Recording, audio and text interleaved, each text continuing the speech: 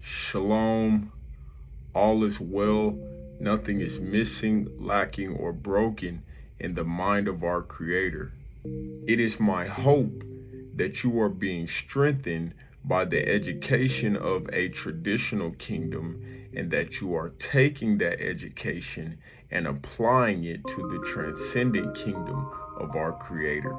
It is important that we don't see religion when we think of the world's most printed book, but that we see why it is so essential and vital to our existence as human beings. The world's most printed book contains the answers to humanity's issues, past, present, and future.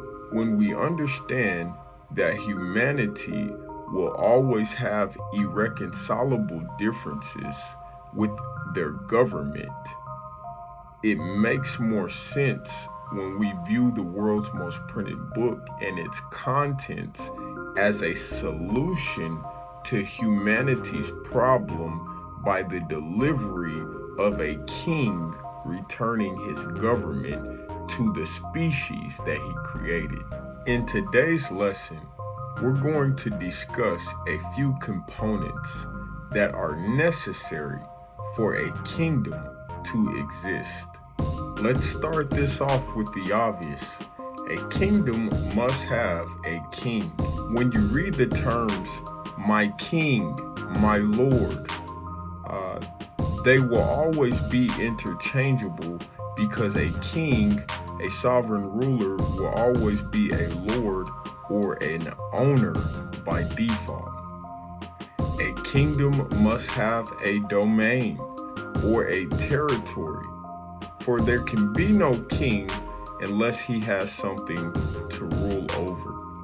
A kingdom must have a covenant or a constitution. A kingdom must have a community of faithfuls, or in other words, a citizenry. A kingdom must have laws or the principles of the king.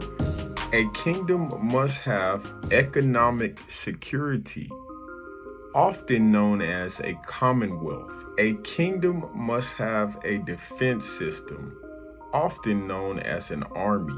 A kingdom must have a code of ethics, or the ways for acceptable living. And the last one that we will cover today is a kingdom must have a social culture, or in other words, traditions, the histories, the procedures, the values of that king.